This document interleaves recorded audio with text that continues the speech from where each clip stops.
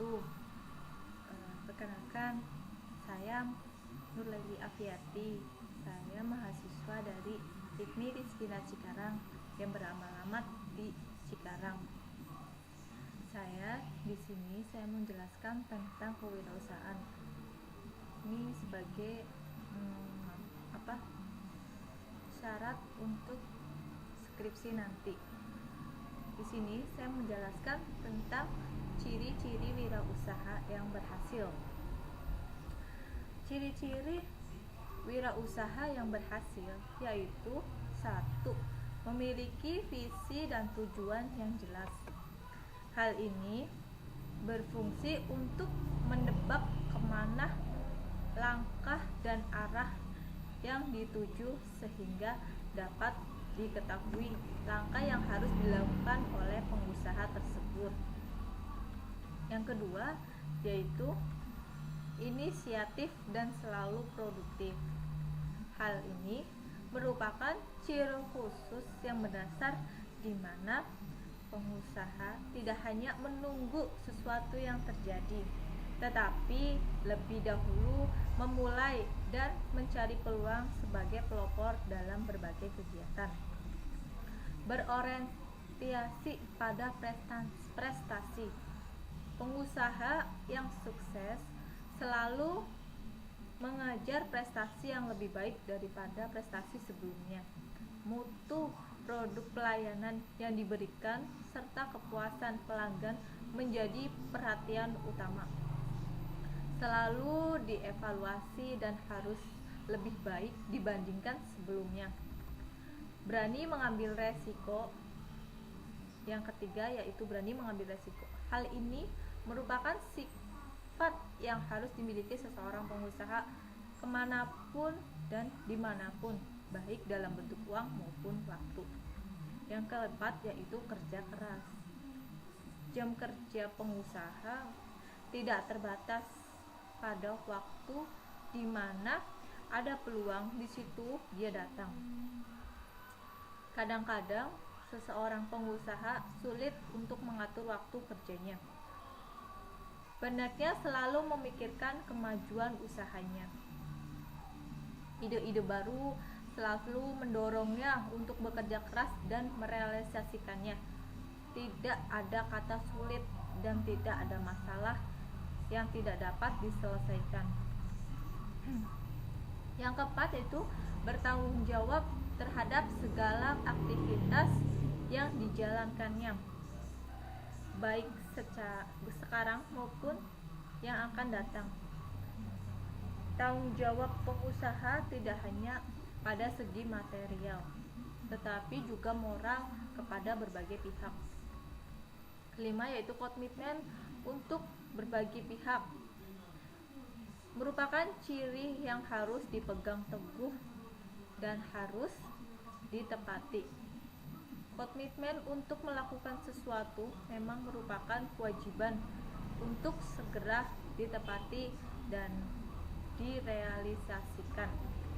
Berikutnya itu mengembangkan dan memelihara hubungan baik dengan berbagai pihak, baik yang berhubungan langsung dengan usaha yang dijalankan maupun tidak. Hubungan baik yang perlu dijalankan antara lain kepada para pelanggan, pemerintah, pemasok, serta masyarakat luas. Dari analisis pengalaman di lapangan, ciri-ciri wirausaha yang pokok untuk dapat berhasil dan dapat dirangkum dalam 3 sikap yaitu 1. Jujur. Jujur dalam arti berani untuk mengemukakan kondisi sebenarnya dari usaha yang dijalankan dan mau melaksanakan kegiatan usahanya sesuai dengan kemampuannya. Hal ini diperlukan karena dengan sikap jujur tersebut cenderung akan membuat pembeli mempunyai kepercayaan yang tinggi kepada pengusaha sehingga mau dengan rela untuk menjadi pelanggan dalam jangka panjang ke depan. Berikutnya yaitu mempunyai tujuan jangka panjang. mempunyai tujuan jangka panjang dalam arti mempunyai gambaran yang jelas mengenai perkembangan akhir dari usaha yang dilaksanakan. Hal ini untuk dapat memberikan motivasi yang besar kepada pelaku wirausaha untuk dapat melakukan kerja maupun pada saat bersamaan hasil yang diharapkan hasil juga belum dapat diperoleh. Selalu taat berdoa, yang merupakan penyerahan diri kepada Tuhan untuk meminta apa yang diinginkan dan menerima apapun hasil yang diperoleh. Dalam bahasa lain dapat dikemukakan bahwa manusia yang berusaha tetapi Tuhanlah yang menentukan. Dengan demikian, berdoa merupakan salah satu terapi bagi pemeliharaan usaha untuk mencapai cita-cita. Kompetensi perlu dimiliki oleh wirausahawan, seperti halnya profesi lain dalam kehidupan. Kompetensi ini mendukungnya ke arah kesuksesan dan Backstreet Business Credit Service pada tahun 1993 mengemukakan 10 kompetensi yang harus dimiliki, yaitu nomor 1, planning your business, yaitu mempunyai usaha yang akan dilakukan. Dengan kata lain, seseorang wirausaha harus mengetahui segala sesuatu yang ada hubungannya dengan usaha dan bisnis yang akan dilakukan. Nomor 2 yaitu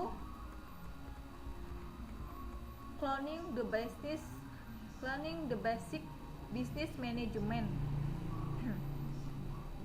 Artinya, mengetahui dasar-dasar pengolahan bisnis, misalnya cara merancang usaha, termasuk dapat memperhitungkan, memprediksi, dan mengadministrasikan dan membukukan kegiatan-kegiatan usaha. Mengetahui manajemen bisnis berarti memahami kiat, cara, proses, dan pengolahannya semua sumber daya pengurusan secara efektif dan efisien. Yang ketiga yaitu having the popular attitude, yaitu memiliki sikap yang sempurna terhadap usaha yang dilakukannya. Dia harus bersikap seperti pedagang, industrial, pengusaha eksklusif dan sungguh-sungguh, tidak setengah hati. Yang keempat yaitu having attitude capital, yaitu memiliki modal yang cukup, modal yang tidak dapat berbentuk dengan materi tetapi juga rohani. Kepercayaan dan keteguhan hati merupakan modal utama dan usaha. Oleh karena itu, harus cukup waktu, cukup uang, cukup tenaga dan tempat dan mental. Yang kelima yaitu manajemen finance effective, yaitu memiliki kemampuan atau mengelola keuangan secara efektif dan efisien, mencari sumber dana dan penggunaannya secara tepat dan mengendalikannya secara akurat. Yang keenam yaitu managing team efficiently, artinya kemampuan mengatur waktu seefisien mungkin, mengatur, menghitung, dan menepati waktu sesuai dengan kebutuhannya. Yang ketujuh yaitu management people, yaitu kemampuan merencanakan, mengatur, mengarahkan, atau memotivasi dan mengendalikan orang-orang dalam menjalankan perusahaan. Yang kedelapan, serving customer by providing high quality product, yaitu memberi kepuasan kepada pelanggan dengan cara menyediakan barang jasa yang bermutu, bermanfaat dan memuaskan. Kesembilan yaitu knowing how of complete, yaitu mengetahui strategi atau cara bersaing wirausaha yang harus dapat mengungkap kekuatan Stike, kelemahan White, peluang dan ancaman dirinya dan pesaing. Yang ke-10 yaitu coupling weight regulation and paperwork. Artinya, membuat aturan pedoman yang jelas, tersurat, tidak tersirat. 8 anak tangga menuju puncak karir wirausahaan yaitu terdiri atas mau kerja keras, bekerja dengan orang lain, penampilan yang baik, yakin. Kelima itu pandai membuat keputusan. Keenam, mau menambah ilmu pengetahuan. Ketujuh, ambisi untuk maju. Kedelapan, pandai berkomunikasi. Motivasi sukses dalam menjalankan wirausaha memang membutuhkan semangat dan tekad yang cukup kuat. Tanpa adanya motivasi dan semangat dari para pelakunya, bisa jadi usaha yang dijalankannya tidak dapat mencapai puncak kesuksesan. Faktor inilah yang perlu diperhatikan para pelaku usaha, sebab hadirnya motivasi bisnis menjadi moral utama atau modal awal bagi mereka yang untuk merintis kesuksesan bisnisnya. Nah, ini meningkatkan modal motivasi dalam diri perilaku usaha. Berikut ini ada 4 motivasi sukses dalam menjalankan bisnis yang perlu Anda terapkan dari sekarang. Pertama, tanamkan keinginan kuat untuk menambah pengetahuan dan kemampuan. Salah satu motivasi yang paling dibutuhkan pelaku usaha adalah keinginan untuk terus belajar dan menambah keterampilan. Seperti kita ketahui bersama, motivasi belajar menuju modal awal bagi para pengusaha untuk mengembangkan raksasa bisnisnya. Karena itu, belajarlah dari seseorang sukses di sekitar Anda.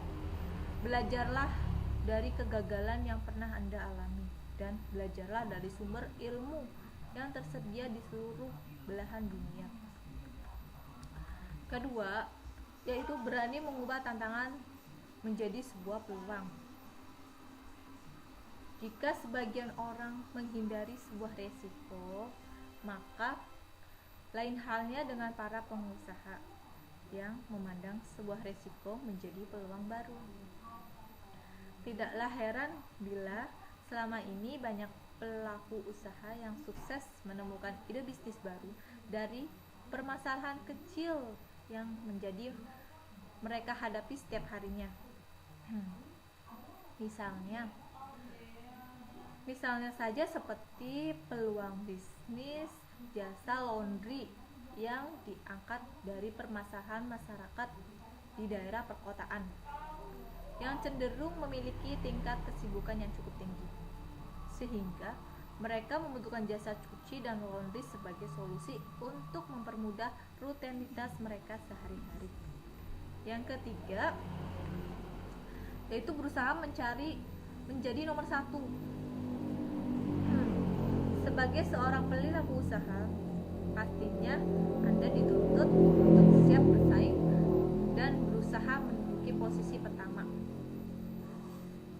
setiap kesempatan. Dengan dorongan tersebut, para pelaku usaha termotivasi untuk terus berprestasi, meningkatkan produktivitasnya, dan menciptakan inovasi baru untuk menghadapi persaingan bisnis yang semakin hari semakin sengit. Keempat, yaitu tebal muka dan bermental baja.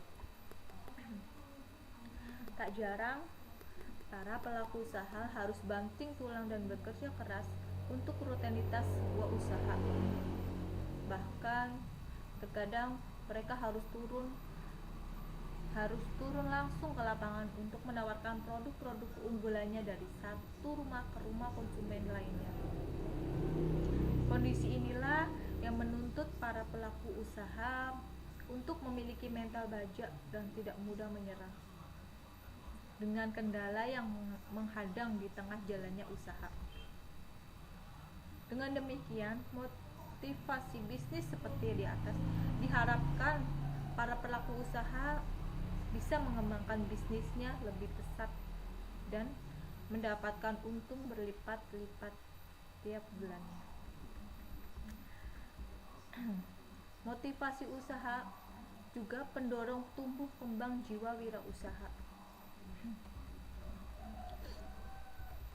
Fakta bahwa jiwa wirausaha di Indonesia masih lemah ditunjukkannya dari masih banyaknya angka pengangguran di Indonesia, terutama pengangguran terbuka pada penduduk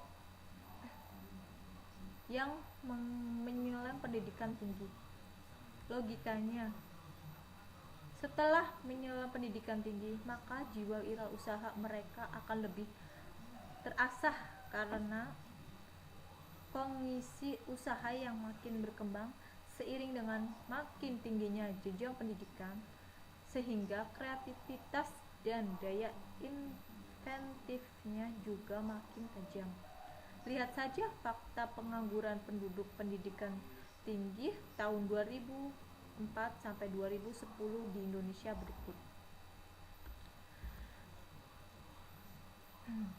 Sebenarnya apa sih yang diperlukan untuk mendorong tumbuh kembang jiwa wirausaha selain modal, latar belakang keluarga, dan kepribadian individu? Maka motivasi usaha yang kuat tertanam dalam jiwa individu merupakan syarat yang harus ada.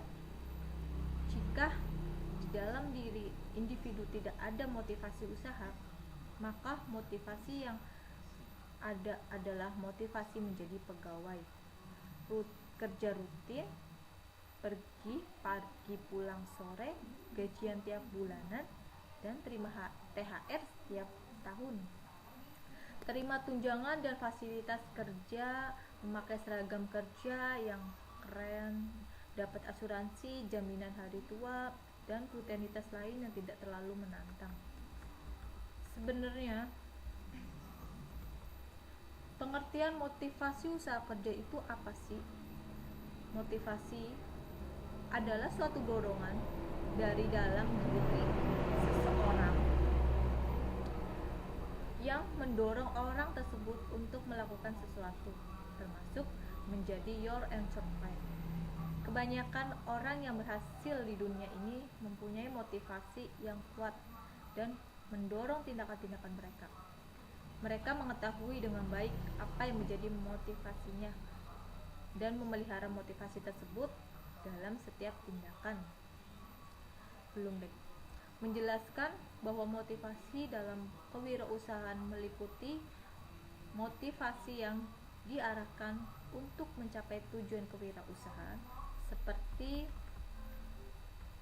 tujuan yang melibatkan pengenalan dan kualitas terhadap peluang bisnis. Motivasi untuk mengembangkan usaha baru diperlukan bukan hanya oleh rasa percaya diri dalam hal kemampuan untuk berhasil, namun juga oleh kemampuannya dalam mengakses informasi mengenai peluang wirausaha dalam istilah yang lebih sempit. Teori Espantel mengungkapkan bahwa informasi yang spesifik dan periodik mengenai peluang wirausaha mungkin meningkatkan harapan individu bahwa upaya kewirausahaan akan memberikan hasil. Dengan demikian akan meningkatkan motivasi. Ada 5 kategori dalam teori motivasi, yaitu kebutuhan, penguatan, keadilan, harapan, dan tujuan. Dari kelima teori tersebut, maka teori Espati dan teori goal merupakan model teori yang paling berguna dalam memahami motivasi kewirausahaan. Dalam teori Espati tersedia kerangka kerja untuk memahami mengapa dan bagaimana beberapa orang memiliki untuk menjadi wirausahawan, dan mengungkapkan bahwa serangkaian outcome dari wirausaha adalah lebih kompleks dan sebagian lainnya memiliki keunggulan lebih kecil dibandingkan dengan yang lain. Dalam menjelaskan relevasi teori Ekman, maka diungkapkan bahwa wirausaha mungkin saja tertarik pada situasi ketidakpastian yang tinggi atau tidak mendapat pilihan ketika mereka menghadapi pilihan yang meragukan, karena jika dibandingkan dengan para manajer pada bisnis yang telah mapan, maka wirausaha lebih toleran dengan ketidakpastian. Sedangkan profesi mendasar dan teori goal adalah bahwa tujuan yang menantang secara khusus memberikan komitmen, umpan balik, dan pengetahuan yang memadai akan menghasilkan kinerja yang tinggi. Dengan demikian, teori goal menawarkan penjelasan yang telah lebih bersifat langsung dengan motivasi kewirausahaan dibandingkan dengan teori Ekman, yang mengungkapkan bahwa wirausahawan menyusun tujuan kewirausaha yang lebih tinggi dibandingkan dengan orang-orang yang tidak memulai usaha. Goal teori merupakan teori yang dapat diuji dalam memprediksi kinerja kewirausahaan. Dalam hal ini, kewirausahaan yang memiliki tujuan lebih tinggi akan memiliki kemungkinan lebih besar untuk menjadikan organisasi lebih mampu bertahan dan mampu tumbuh lebih besar dibandingkan dengan wirausahaan yang memiliki tujuan yang lebih rendah. Tapi motivasi usaha yang seperti apa sih yang harus dimiliki oleh individu agar menjadi wirausaha yang tangguh? Jawabannya udah lanjut di sini. Setiap tindakan selalu mempunyai motivasi yang melatar belakangi motivasi adalah kemampuan untuk berbuat sesuatu. Sedangkan motif adalah kebutuhan, keinginan, dorongan, dan impuls. Motivasi seseorang tergantung kepada kekuatan motifnya. Motif dengan kekuatan sangat besar menentukan perilaku seseorang. Teori motivasi yang sangat populer adalah teori hierarki kebutuhan yang dikemukakan oleh Abraham Maslow. Maslow berpendapat bahwa hierarki kebutuhan manusia dapat dipakai untuk melukiskan dan meramalkan motivasinya. Menurut Maslow, terdapat 5 kategori kebutuhan manusia, yaitu psychological needs, safety, social, esteem, dan self-equality. Bila satu tingkat kebutuhan sudah terpenuhi, maka akan muncul tingkat kebutuhan yang lebih tinggi. Namun ini tidak berarti tingkat kebutuhan yang lebih rendah harus terpenuhi semua secara memuaskan. Bisa saja kebutuhan lebih rendah belum dapat memuaskan sama sekali. Tapi sudah muncul tingkatan kebutuhan yang lebih tinggi.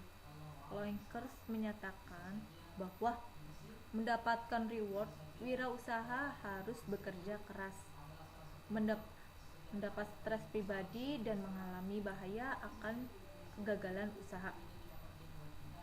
Ia membagi reward ini dalam 3 kategori, yaitu laba kebebasan, kepuasan secara hidup, Berdasarkan teori motivasi memberikan 7 motif alasan orang berhasrat menjadi wirausaha. Dalam Entrepreneur Handbook yang dikutip oleh Yuyun Wirasasmita dikemukakan beberapa alasan mengapa seseorang berwirausaha, yakni alasan keuangan, alasan sosial, alasan pelayanan, dan alasan memenuhi diri.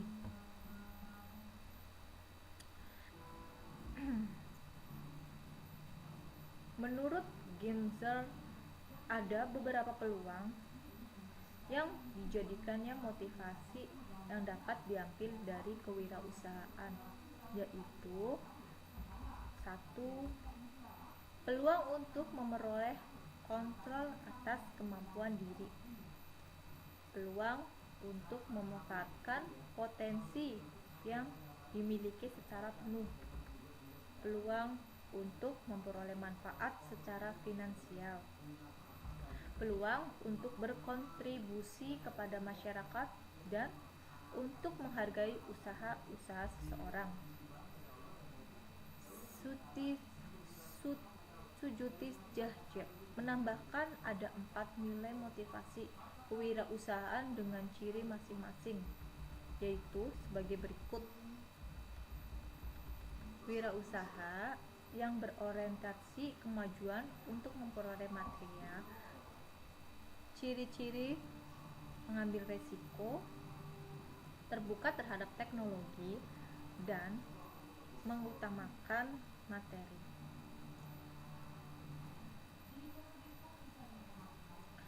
Wirausaha yang berorientasi pada kemajuan tetapi bukan untuk mengejar materi. Wirausaha ini hanya ingin memajukan rasa tanggung jawab, pelayanan, sikap positif, dan kreativitas. Wirausaha yang berpotensi pada materi dengan berpatokan kepada kebiasaan sudah ada, misalnya dalam perhitungan usaha dengan kira-kira sering menghadapi ke arah ketentuan aliran fungsi supaya berhasil. Wirausaha berorientasi pada non-materi. Dengan bekerja berdasarkan kebiasaan, wirausaha model ini biasanya tergantung pada pengalaman berhitung dengan menggunakan mistik, paham etnosensis, dan taat pada tata cara leluhur. Jadi, dari begitu banyak motivasi seseorang dalam keinginan mandiri suatu usaha, di antara atasan-atasan tersebut adalah kesempatan untuk menentukan nasib sendiri, kesempatan untuk mengkualisasikan potensi diri, kesempatan meraih manfaat finansial, kesempatan memberi kontribusi kepada masyarakat untuk mendapatkan pengakuan dari masyarakat. Tidak masalah berapa kali Anda gagal, tidak masalah berapa kali Anda hampir sampai, tidak masalah. Tidak ada yang tahu atau peduli dengan kegagalan-kegagalan Anda. Dan demikian juga dengan Anda. Yang harus Anda lakukan adalah belajar dari mereka dan orang-orang di sekitar Anda. Yang menjadi masalah adalah bagaimana Anda melakukan dengan benar. Hanya sekali saja, maka setiap orang akan mengatakan betapa beruntungnya diri Anda.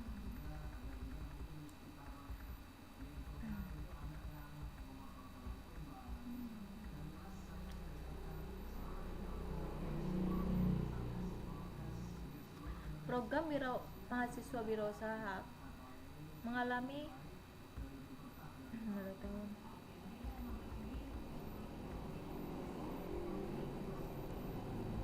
pada tahun 2012 ini, daya yang diunculkan untuk program mahasiswa wirausaha bukan hibah lagi tetapi merupakan dana bergulir. Dan menurut Tung Hal, yang telah dibuktikan dan diterapkan oleh perusahaan-perusahaan besar di dunia ini seperti John Stein.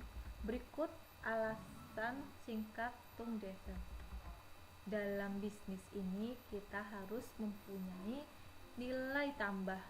Sebetulnya nilai tambah itu secara garis besar dibagi menjadi 3. Anda hanya bisa ambil 2, jarang sekali Anda bisa 3-tiganya. Ini saya ambil dan belajar dari Michael Tyree. Bagaimana? Robert D. Bro, ini buku yang sangat bagus dan bagaimana kita tumbuh 2 kali lipat. Beliau cerita tentang IBM dan perusahaan yang tumbuhnya cuma 2% tapi ada juga yang 11% dan 20% dengan terus tumbuh. Dan ada Jones yang tumbuh selama 59 tahun, bisnisnya terus tumbuh dan tumbuh terus. Dan saya pun masih terus harus belajar. Di sini dikatakan oleh Michael Tyree ada 3 keunggulan bisnis. Ketiga unggulan bisnis dalam membuat nilai tambah tersebut adalah 1. Murah. Anda dengan biaya operasional yang paling efektif dan efisien, Anda bisa mendapatkan harga yang murah. Bisa seperti toko buku saya unggulkannya adalah murah, parkir gratis, dan segala macam lainnya. Yang kedua yaitu unggul dalam mutu produk-produk Anda. Dahsyat, luar biasa, mutunya lebih baik dibanding yang lain. Servis dan pelayanannya hanya 3 menurut dia. Servis itu termasuk kecepatan. Semoga bermanfaat untuk Dong Daishin Waining. Mengucapkan salam dahsyat. Pengusaha kawan Bob pernah memberikan kiat sederhana bagi seseorang pemula yang ingin memulai bisnis. Ternyata kuncinya sangat simpel, namun pelaksanaannya tidak mudah. Menurut Bob, banyak orang akhirnya tidak memulai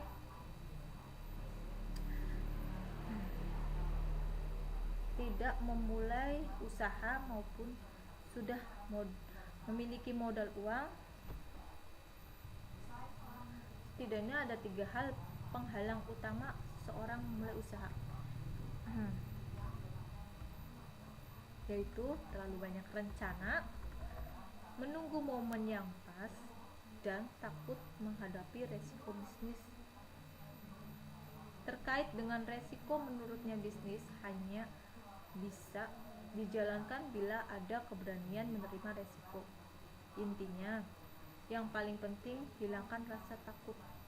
Jangan takut, seseorang tidak mungkin memulai bisnis bila tidak dapat memiliki kemampuan yang kuat, tekad, berani, dan mengambil peluang, tahan banting, dan tidak lupa dengan bersyukur dan ikhlas. Terkait hal tadi, berikut ini ulasan singkat mengenai menakar resiko bagi pemula untuk memulai bisnis.